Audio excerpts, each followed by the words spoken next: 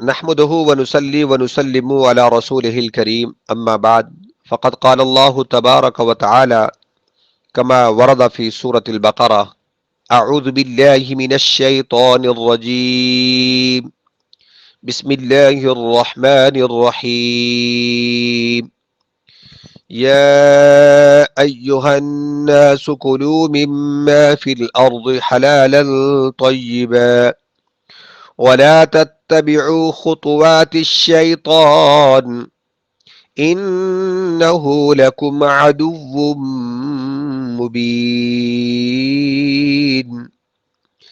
إنما يأمركم بالسوء والفحشاء وأن تقولوا على الله ما لا تعلمون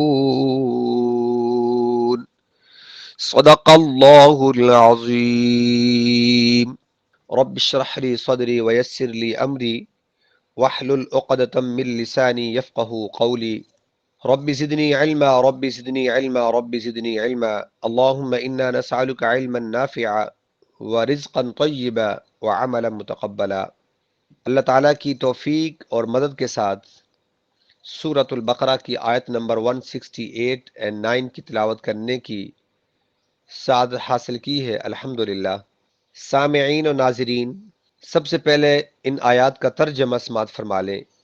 یا ایہا الناس کلوا مما فی الارض حلالا طیبا، اے لوگوں کلو کھاؤ جو زمین میں ہے، حلالا طیبا پاکیزہ، ولا تتبعوا خطوات الشیطان، اور نہ تم پیروی کرو شیطان کے قدموں کی، بے شک وہ تمہارا کھلا دشمن ہے۔ انما یأمرکم بالسوء والفحشاء، وہ تم کو برائی اور بے حیائی کے کام کرنے کو کہتا ہے، وَأَن تَقُولُوا عَلَى اللَّهِ مَا لَا تَعْلَمُونَ، اور یہ بھی کہ خدا کی نسبت ایسی باتیں کہو جن کا تمہیں کچھ علم نہیں ہے۔ یا ایہا الناس کلوا مما فی الارض حلالا طیبا، یا حرف ندا ہے، الناس مراد اس سے لوگ ہیں، کلو اکل یاکلو، کلو جمع مخاطب کا صیغہ ہے، فعل امر ہے، کلو کا مطلب کیا ہو، کھاؤ تم، مما، من اصل میں تھا من ما، من کا مطلب سے، ما موصولہ ہے، فی الارض زمین میں، مطلب یہ ہوا کہ اے لوگوں جو کچھ زمین میں ہے وہ کھاؤ، حلالا طیبا پاکیزہ، حلال کر کے اس کو کھاؤ، پاکیزہ کر کے اسے کھاؤ۔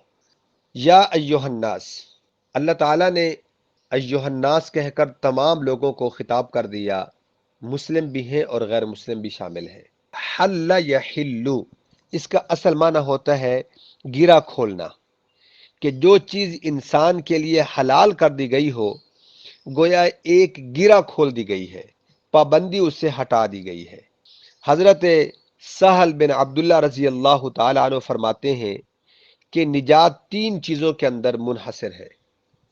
نمبر ایک حلال کھانا، نمبر دو فرائض ادا کرنا، اور نمبر تین نبی کریم صلی اللہ، سب کہہ دیا کرے، صلی اللہ علیہ وسلم کی سنت کا اتباع کرنا۔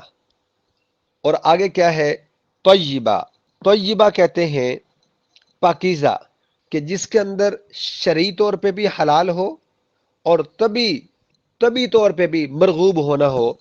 مثال کے طور پہ کہ ایک وہ ذاتی طور پہ وہ چیز حلال ہے، بکری ہے، اب اس کو آپ نے حلال کر کے ہی کھانا ہے، پاکیزہ بنا کر ہی کھانا ہے۔ اس کو چوری کر کے اگر تم کھاؤ گے تو وہ تمہارے لیے حلال بھی حرام بن جائے گی۔ اس کو کما کے کھائیں، یہ مطلب ہے پاکیزہ کا۔ وہ سود کا مال آپ کھا رہے ہو یا حرام طریقے سے جو بھی چیز آپ کما کے کھائیں گے، حلال ہوگی تب بھی وہ تمہارے لیے حرام بن جائے گی۔ یہ مطلب ہے حلالا طیبہ۔ حلال کیا ہے؟ اللہ نے جو چیزیں تمہارے لیے حلال کی ہیں، بہت سارے جانور دیکھیں، گائے ہے، بھینس ہے، بکری ہے، دمبا ہے، کیمبل ہے، یہ ساری چیزیں جو اللہ نے تمہارے لیے کیا کر دی ہیں، حلال کر دی ہیں۔ اور طیبہ کا مطلب کیا ہے؟ حلال طریقوں سے، حلال طریقے سے کھائیں، جائز طریقے سے آپ اس کو کھائیں۔ اگر ناجائز طریقے سے آپ کمائیں گے یا کھائیں گے تو وہ تمہارے لیے حلال بھی حرام بن جائے گی۔ اس لیے رب العالمین نے فرمایا کہ حلالا طیبہ۔ ایک اور حدیث ہے کہ جب یہ آیت نازل ہوئی، حضرت سعد بن ابی وقاص رضی اللہ تعالیٰ عنہ کھڑے ہو کر کہا، یا رسول اللہ میرے لیے دعا کیجئے کہ اللہ تعالیٰ میری دعاؤں کو قبول فرمایا کرے۔ آپ صلی اللہ علیہ وسلم نے فرمایا کہ 7 پاک چیزیں حلال لقمہ کھاتے رہا کرو، اللہ تمہاری دعائیں قبول فرماتا رہے گا۔ اس اللہ کی جس کے ہاتھ میں محمد صلی اللہ علیہ وسلم کی جان ہے، مجھے قسم ہے کہ حرام لقمہ جو انسان کے پیٹ میں جاتا ہے، اس کی نحوست کی وجہ سے 40 دن تک اس کی عبادت قبول نہیں ہوگی، اور جو گوشت حرام سے پوشت ہوا ہو، حرام سے پلا ہو، وہ گوشت جہنمی ہے۔ یہ ذہن میں رکھیے گا۔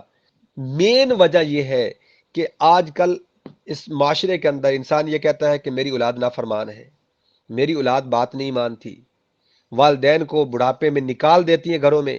کئی واقعات سامنے ہیں۔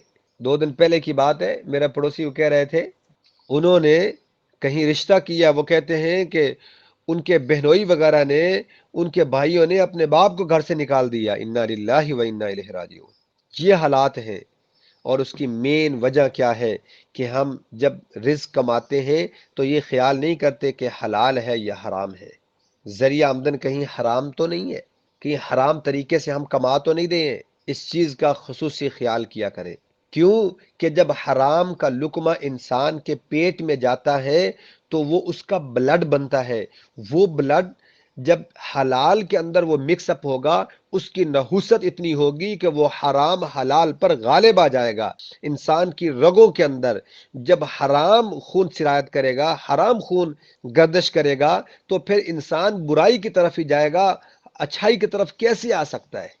اس لیے مین چیز یہ ہے کہ انسان اپنی کمائی کو دیکھے، اس کی طرف اٹینشن کرے، اس کی طرف غور کرے کہ کہیں میری جو کمائی ہے، میرا ذریعہ آمدن ہے، کہیں حرام سے تو میں نہیں کما رہا۔ مرغی حلال ہے آپ پر، آپ نے چوری کر کے کی تو وہی حرام ہو گئی آپ پر۔ اور ایک تو یہ ہے اپنی اولاد کا نقصان تو کر ہی رہے ہیں، اور ساتھ اپنا نقصان بھی کر رہے ہیں۔ تو دنیا کے اندر ایک تو یہ کہ حرام کھانے کی وجہ سے خود ذلیل ہوا، ان کو کھلانے کی وجہ سے جب آپ کا ٹائم آتا ہے کہ آپ کی وہ اولاد خدمت کرے، اس وقت وہ اولاد دور ہو جاتی ہے، پرواز کر جاتی ہے، نظر انداز کر دیتی ہے۔ وجہ کیا ہے کہ آپ نے حرام ان کو لقمہ کھلایا تھا۔ اس لیے مین چیز یہ ہے کہ انسان کیا کرے کہ اپنے رزق جو حلال بنائے، طیب بنائے، پاکیزہ بنائے۔ اور انسان کہتا ہے کہ میری دعائیں قبول، دعائیں کہاں سے قبول ہوں؟ حضرت سعد بن نبی وقاص رضی اللہ تعالیٰ عنہ کو جو آپ نے فرمایا کہ حلال کھاتے رہو تمہاری دعائیں قبول ہوگی، اس کا مطلب یہ ہے کہ انسان جب حرام کھائے گا تو دعائیں بھی قبول نہیں ہوگی، پھر کہے گا میری اللہ سنتا نہیں ہے، پھر برائی کی طرف جائے گا۔ تو میرے بھائیوں، یہاں زور دینے کا مقصد یہ ہے کہ یہ مین چیز ہے، یہ انجن ہے۔ گاڑی کو چلانے کے لیے سب سے مین چیز کیا ہوتی ہے؟ انجن ہوتا ہے، یہ انجن ہے۔ اپنا جو رزق ہے اس کو پاکیزہ بنائے۔ وَلَا تَتَّبِعُوا خُطُوَاتِ الشَّيْطَانِ، وَلَا تَتَّبِعُوا، اور نہ تم نہ اتباع کرو، تتبعوا نہ، لام کی وجہ سے نون جو ہے آخر میں گر گیا تو تتبعوا بن گیا، اور انتم اس کے اندر ضمیر فاعل ہے کہ تم اتباع نہ کرو۔ کس کی اتباع نہ کرو؟ خطوات الشیطان، شیطان کے قدموں کی۔ خطوات، خطوت ان کی جمع ہے۔ اتنی مقدار کو خطوہ کہتے ہیں کہ جو 2 قدموں کے درمیان جو فاصلہ ہوتا ہے نا، اس کو کہتے ہیں خطوات۔ اب الشیطان، خطوات الشیطان، اب اس سے کیا مطلب؟ مطلب اس سے یہ ہوا کہ تم شیطانی اعمال افعال کی پیروی نہ کرو۔ تم شیطان کی بات، سادہ الفاظ میں کہ تم شیطان کی بات کو فالو نہ کرو، اللہ اور اس کے رسول کی بات پر عمل کرو، تم کامیاب ہو جاؤ گے۔ آگے کیا کر دیا؟ خطوات الشیطان کے بعد کیا؟ اللہ نے اس کی وضاحت بھی کر دی کہ شیطان کی قدموں کی پیروی کیوں نہ کرو، شیطان کی بات کیوں نہ مانے۔ انہو لکم عدو مبین، بے شک وہ تمہارا کھلا دشمن ہے۔ یقیناً، یہاں اننا، یقیناً وہ تمہارا کھلا دشمن ہے۔ انما یأمرکم بالسوء والفحشاء، یأمرکم واحد مذکر کا صیغہ ہے کہ وہ تمہیں حکم کرتا ہے۔ وہ تمہیں کیا کرتا ہے؟ حکم کرتا ہے۔ اب شیطان کیسے حکم کرتا ہے؟ مراد اس سے یہ ہے وہ تمہارے دل کے اندر وسوسہ ڈالتا ہے۔ کیا ڈالتا ہے؟ وسوسہ ڈالتا ہے۔ جیسے ایک حدیث ہے، حضرت عبداللہ بن مسعود رضی اللہ تعالیٰ عنہ کی فرماتے ہیں کہ نبی کریم صلی اللہ علیہ وسلم نے فرمایا، آدم کے بیٹے کے دل میں ایک شیطانی الہام کا اثر ہوتا ہے اور دوسرا فرشتے کی طرف سے۔ شیطانی وسوسہ کا اثر یہ ہوتا ہے کہ برے کام کرنے کے فوائد، اس کے مصالح اس کے سامنے آتے ہیں، اور حق کو جھٹلانے کی راہیں اس کے دل کے اندر کھٹکتی ہیں، برائی کے وہ منصوبے بناتا ہے، اور فرشتے کا الہام یہ ہوتا ہے، اس کا اثر یہ ہوتا ہے کہ انسان خیر کی طرف، نیکی پر، اور اس کے انعامات، یہ نیکی پر انعامات ملیں گے، فلاح کا وعدہ اللہ تعالیٰ نے جو کیا ہے، حق کی تصدیق، اس کا قلب مطمئن ہوتا ہے، تو اس طرح کے وساوس اس کے دل میں آتے ہیں، خیالات آتے ہیں۔ ظاہر ہے نا، عام الفاظ میں آپ کو بتاتا چلوں، انسان کی کیفیت یہ ہوتی ہے، بعض دفعہ دل کرتا ہے کہ یار میں یہ کام کر لوں، بعض دفعہ کرتا ہے کہ یہ کام کر لوں، ابھی کوئی نہیں دیکھ رہا، اس لیے اچھائی کی طرف وہ فرشتے کا الہام کرنا ہے، تو اچھائی کی طرف ہی کوشش کریں۔ یأمرکم، یعنی وہ شیطان کے وساوس ہیں، بالسوء والفحشاء، بالسوء والفحشاء، بالسوء سے مراد وہ برائی جس کو دیکھ کر انسان جو ہے وہ دکھ کا اظہار کرے، افسوس کا اظہار کرے، وہ اس کو گناہ برا لگے، اس کو ایسا نہیں ہونا چاہیے تھا، بڑا افسوس ہوا، مطلب یہ ہے کہ چھوٹے گناہ، والفحشائی، بے حیائی کے گناہ۔ اور بعض حضرات نے اس سے آسان یہ لکھا ہے کہ سو سے مراد مطلق گناہ ہے، اور فحشا سے مراد کبیرہ گناہ ہے۔ فحشا سے مراد کیا ہے؟ کبیرہ گناہ ہے۔ مشکات شریف کے اندر حدیث کی ایک بہت بڑی کتاب ہے، اس کے شروع کے اندر، بالکل شروع میں یہ الفاظ باب الکبائری، وہاں پورا ایک چیپٹر قائم کیا گیا ہے کتاب الایمان کے اندر۔ حدیث ہے کہ وعن عبد اللہ بن عمرو رضی اللہ تعالی عنہ قال قال رسول اللہ صلی اللہ علیہ وسلم الکبائر الاشراک باللہ وعقوق الوالدین وقتل النفس والیمین الغموس۔ عبداللہ بن عمر رضی اللہ تعالیٰ عنہ سے روایت ہے کہ رسول اللہ صلی اللہ علیہ وسلم نے فرمایا، کبیرہ گناہ یہ ہے کہ اللہ کے ساتھ کسی کو شریک ٹھہرانا، وہ عقوق الوالدین، اور والدین کی نافرمانی کرنا، وقتل النفس، اور کسی کو ناحق طور پہ قتل کرنا، والیمین الغموس، اور جھوٹی قسم کھانا۔ حدیث میں کبیرہ گناہ مختلف بیان ہوئے ہیں، آج کل تو علماء کرام کو اللہ جزائے خیر عطا فرمائے، انہوں نے مختلف احادیث سے کبیرہ گناہ کی ایک فہرست جو ہے وہ بنا دی ہے، ایک کتاب کی شکل کے اندر انہوں نے کبیرہ گناہ جو ہے وہ سارے اکٹھے ذکر کر دیے ہیں۔ ایک اور حدیث میں ہے، حضرت ابو ہریرہ رضی اللہ تعالیٰ نے فرمایا کہ کبیرہ گناہ یہ ہے کہ کسی کو ناحق قتل کرنا، اللہ کے ساتھ شریک ٹھہرانا، جادو کرنا، اور اسی طرح یتیم کا مال کھانا، سود کھانا، یہ سارے کبیرہ گناہ ہیں۔ پاک دامن عورت پر تہمت لگانا، یہ سارے جو ہیں کبیرہ گناہ ہیں۔ تو اللہ تعالی ہم سب کو بچنے کی توفیق عطا فرمائے۔ تو اس لیے کیا فرمایا کہ یأمرکم بالسوء والفحشاء، کہ شیطان تمہیں برے اور بے حیائی کے کام کرنے کا کہتا ہے کہ وہ کام کرو، یعنی وہ دل کے اندر وساوس ڈالتا ہے۔ وَأَن تَقُولُوا عَلَى اللَّهِ مَا لَا تَعْلَمُونَ، اور اللہ کے بارے میں تم ایسی باتیں کرو جن کا تمہیں علم ہی نہیں ہے، جن کا تمہیں کیا ہے؟ علم ہی نہیں ہے، جو تم اللہ کے متعلق جانتے نہیں ہو، جس کا اللہ نے تمہیں حکم ہی نہیں دیا، تم وہ کام کرتے ہو، اور پھر نسبت کیا کرتے ہو؟ یہ اللہ نے کہا ہے۔ تو ان کاموں سے بچنے کی کوشش کریں، اللہ اور اس کے رسول کے حکموں پر عمل کرنے کی کوشش کریں۔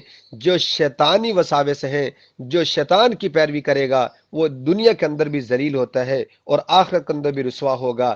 جو اللہ اور اس کے رسول کے حکموں پر چلے گا، نبی کریم صلی اللہ علیہ وسلم کی سنتوں کو اپنائے گا، ان پر عمل کرے گا، وہ دنیا کے اندر بھی سرخرو ہوگا، دنیا کے اندر بھی اللہ اس کی عزت دوسروں کے دل میں ڈالیں گے، اس کا دنیا لوگوں کے ہاں اس کا ایک سٹیٹس ہوگا، ایک سٹینڈر ہوگا، ایک مقام ہوگا، اور آخرت کے اندر بھی اللہ اس کو دوسرے لوگوں سے سرخرو فرمائیں گے، وہ عزت والوں میں ہوگا، وہ شان والے لوگوں میں ہوگا، اور کامیابی اسی راستے میں ہے۔ اللہ تعالی ہم سب کو نبی کریم صلی اللہ علیہ وسلم کی سنتیں اپنانے والا بنائے۔ وآخر دعوانا ان الحمد للہ رب العالمین۔